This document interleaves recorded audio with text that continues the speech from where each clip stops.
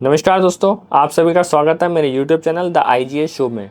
और मैं आज आपके बीच में इनकम टैक्स का एक ऐसा केस लॉ लेके आया हूँ जिसको सुनने के लिए सब लोग तैयार बैठे थे। बहुत सारे केसेस पेंडिंग थे इस टॉपिक को लेके। जिन्होंने अपना ITR असेसमेंट या 24-25 का 5 जुलाई से पहले फाइल करा था, यानी जो थोड़े से अपने ITR को लेके सतर्क रहते थे और समय से पहले अपना फाइल करते थे, उन सारे रिटर्न्स में शॉर्ट टर्म कैपिटल गेन को 87A में कवर किया गया था और वहाँ पे पूरी रिबेट दी गई थी।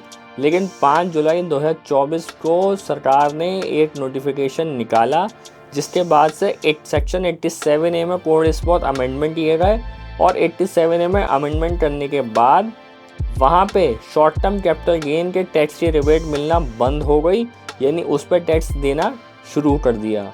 लेकिन उन लोगों का क्या जिन्होंने रिटर्न पहले फाइल कर दी, इसमें उनकी क्या गलती है? जब वो प्रोसेसिंग जब उन्होंने रिटर्न फाइल करी तब डिपार्टमेंट वो सब चीज़ें एक्सेप्ट कर रहा था, लेकिन डिपार्टमेंट ने रेट्रोस्पेक्टिव इफेक्ट से जाके उसको चेंज कर दिया और उन सारे एसएससीज की जिन्होंने पहले रिटर्न फाइल करी उसको क्लेम कर रहा था, सबकी डिमांड निकाल के रख दी। तो ये बहुत बड़ा इशू था और हमारे पास सबके पास बहुत सारे क्लाइंट्स ऐसे हैं, एसएससीज ऐसे थे जिनके पास ये डिमांड आई हुई थी और हम लोग रुके हुए थे कि कोई ना कोई केस लॉज आए जिसके बिहाफ पे हम भी आगे प्रोसेस करें कहीं ना, क्योंकि ये केस कई हाई कोर्ट वगैरह कई जगह चल रहा था। तो फाइनली एक ऑर्डर आया। ऑर्डर किनका आया? ये बीना मैडम थी, कोई गुजरात की। पुणे में ये केस हुआ, इसका ये अपील ऑर्डर आया है।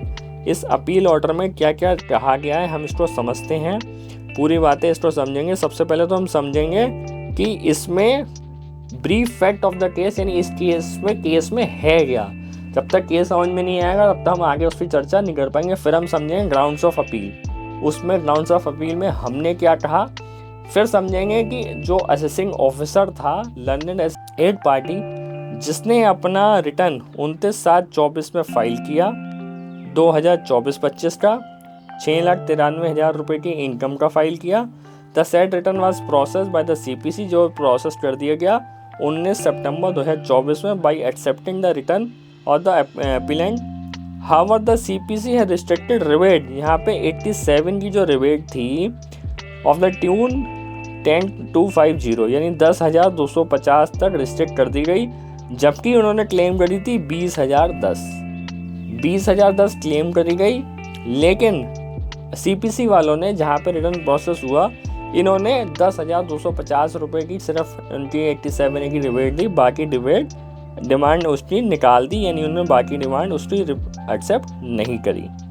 यानी इसमें क्या क्या टोटल इनकम 693 का था, जिसमें 188 की इनकम जो थी वो शॉर्ट टर्म और लॉन्ग टर्म से रिलेटेड की थी और रिटर्न जो था उनका 5,05,000 रुपये का था। एलिजिबल 87A जो थी 10,250 की थी। उन्होंने ऐसे पूरी बना के आपको डिमांड निकाल के शेयर कर दी। ये तो हमारा केस फैक्ट था केस का कि इसमें हमारे केस में हुआ क्या। हमने रिटर्न फाइल करी, रिटर्न प्रोसेस हो गई। रिटर्न प्रोसेस के बाद उन्होंने 87A में हमने 20,000 मांगे, उन्होंने हमें 10,000 दिए, बैलेंस की डिमांड हमारी निकाल दी। अब ये तो हो गया हमारा ब्रीफ, जो हमने पूरा अपना समझा दिया केस था क्या। अब स्टेटमेंट ऑफ फैक्ट्स क्या आते हैं जो एपिलेंट ने फाइल करे। एपिलेंट बताना चाह रहा था कि भाई मैटर था क्या, अब उसकी तरफ से समझते हैं। ये तो था जो उन्होंने किया। अब एपिलेट फाइल उन्होंने रिटर्न 693 की फाइल करी, जिसमें 2,03,000 कंसिस्टेंट, जिसमें लॉन्ग टर्म की इनकम और शॉर्ट टर्म की इनकम दोनों मिला के थी, जिसमें the appellant has not exercise, जिसने एक्सरसाइज नहीं करा 115 BSE, यानी न्यू स्कीम को ऑप्ट नहीं करा, referred as a state of brevity as the government of the provision of the 115 BSE 1A of the add the year under consideration. The total income of the applicant for the year under consideration does not exceed 7 lakh, यानी 7 लाख रुपए से ज़्यादा की income नहीं थी। और उन्होंने क्या किया, रिबेट क्लेम करी थी लॉन्ग टर्म की, वो हटा के 20,110 रुपये की क्लेम करी थी 87A में। और शॉर्ट टर्म उनको except long term capital rebate 9,700 claim करी गई। शॉर्ट टर्म कैपिटल गेन की 65,000 रुपये पे 15% के हिसाब से जो बनी वो रिबेट क्लेम करी गई। The appellate claim refund 21,513 as per the return of income, यानी उनके रिटर्न में 21,513 का रिफंड बन रहा था। और जब रिफंड बन रहा था income, the return of the income was processed of the act of deputy director income CPC Bangalore और एंड द इंटीमेशन 1431 की act was issue bye the appellant 19/9/24 में ये रिटर्न प्रोसेस हो गई और उसका ऑर्डर वहाँ पे असेसमेंट ऑर्डर प्रोसेसिंग ऑर्डर भेज दिया गया। While processing the return of income the learned AO restricted 87 ने 10,250 रुपये की रोक दी गई और 10,250 की दी गई और डिसअलाउ रिबेट 9760 की, यानी जो हमने शॉर्ट टर्म वाली रिबेट क्लेम करी गई थी उसको लर्नेड असेसिंग ऑफिसर ने अलाउड नहीं करा। ये तो हो गया पूरे केस की बात कि भाई ये केस था, उसमें 9,760 रुपये जो थे शॉर्ट टर्म पे जो हमारे क्लेम थे वो 87A में जो क्लेम करे वो उन्होंने नहीं दिया। अब हमने ग्राउंड्स ऑफ अपील क्या फाइल करी, यानी जो भी इसका लर्नेड ऑफिसर था उसके सामने जो सीए या काउंसिल थी उसने क्या फाइलिंग करी वो समझते हैं हम। उन्होंने कहा the learned AO has earn in law on fact of the case disallowed the claim और रिवेट 9760 की जो शॉर्ट टर्म कैपिटल गेन की थी उन्होंने पहले जो क्लेम करी थी उन्होंने वहाँ पे हमें मना कर दी कि भाई इसको हम आपको क्लेम 87A में नहीं देंगे। The learned AO erred in law and facts of the case processing the return of income and districting the claim 87A of the act without providing any opportunity of the hearing of the appellant resulting in grave violation of principal natural justice। बिल्कुल सही बात है, हमारा constitution भी कहता है कि भैया पहले आप अपॉर्चुनिटी दीजिए, सामने वाले को सुनिए, अगर सामने वाले की बात सुनने के बाद ही उसका कोई ना कोई ऑर्डर पास करें, लेकिन आपने कोई अपॉर्चुनिटी नहीं दी, सीधा 87A को डिसअलाउ करके हमारी डिमांड निकाल दी। ऐसा नहीं होना चाहिए। The learned AO has earned in law on the fact of the case making prima facie adjustment to section 143(1) in respect of rebate of tax or short term capital 87A which is debatable and continuous issues। बिल्कुल सही बात है, कोई भी बात है आप एक बार हमसे डिस्कस करिए, समझिए, अगर हमें लगता है कि हम कहीं गलत है तो हम बिल्कुल उसको डिसअलाउ कर लेंगे, लेकिन जब तक आप हमसे बात ही नहीं करोगे तो हमें कैसे पता चलेगा। The learned have erred in not appreciating the facts of the case and law on the issue in its proper perspective. बिल्कुल ठीक बात है। The appellant reserve the right to add alternative, उसमें आप ऐड कर सकते हैं। यानी हमने सिर्फ ग्राउंड्स ऑफ अपील में क्या कहा, हमने सिर्फ कहा कि आपने 9,760 रुपये जो डिसअलाउ करे बिल्कुल गलत करे हैं। आपने न तो हमें अपॉर्चुनिटी दी सुनने की, जो कि हमारा मूल अधिकार है। हम बिना हमारे सुनने की बात को बिना अपॉर्चुनिटी हमें दिए आप कोई भी ऑर्डर कोई भी डिमांड नहीं निकाल सकते। तो ये सारी बातें हुई, ये सब सबमिशंस हो गया। सबमिशंस के बाद पूरा उन्होंने सारी बातें समझी, अपने अपने केस सारे लगाए थे, डॉक्यूमेंट्स वगैरह सब कुछ लगाया। तो उसमें फिर फाइनल क्या हुआ मैं फाइनल आपको बताता हूँ। उसमें 33 पन्ने का पूरा ऑर्डर है। ये ऑर्डर की कॉपी मैं कमेंट बॉक्स में डाल दूँगा, आप उससे वहाँ से डाउनलोड उसको कर सकते हैं। अब मैं आपको बताता हूँ बिल्कुल लास्ट में इन्होंने इसको क्या कहा। ये लास्ट पैराग्राफ में आपको पढ़ाऊँगा कि उन्होंने उसमें क्या कहा।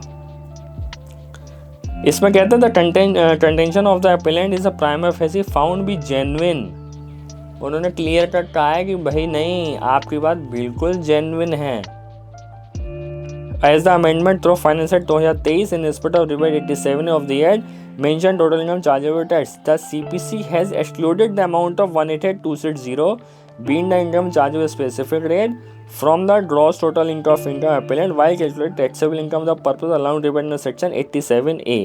उन्होंने उस पूरी इनकम को हटा दिया गया 87 की क्लेम करने के लिए। The restriction made by the CPC with respect of rebate 87A the act is found to be not correct. यानी उन्होंने कह दिया भाई साहब ये बिल्कुल सही नहीं है। In the light of appellant detailed argument, यानी हमने पूरा आर्गूमेंट जिसने काउंसिल ने करा उनसे क्लियर कहा कि देखिए भाई साहब जब है तो आप इसको रेट्रोस्पेक्टिव फैक्ट से कैसे चेंज कर सकते हैं। आपको करना है तो आप पहले ही इसकी क्लेरिफिकेशन लेके आइए कि जो हमने अमेंडमेंट किया है उसमें ये सब चीज़ें कवर नहीं होंगी। यानी पहले आपने खुद अमेंडमेंट करा और आप खुद क्लियर भी नहीं थे और आपने फिर रेट्रोस्पेक्टिव फैक्ट से सबकी डिमांड भी निकाल दी। तो ये वाली बात हो गई। Detail argument however keeping in mind principle of natural justice, इन्होंने भी बात कही। नेचुरल जस्टिस यानी अपॉर्चुनिटी प्रॉपर मिलनी चाहिए, और कोई भी बात है तो आप नेचुरल जस्टिस यानी इस दोनों की बातें सुनेंगे, जिसकी बात आपको फैक्टफुल लगेगी वो बात मानी जाएगी।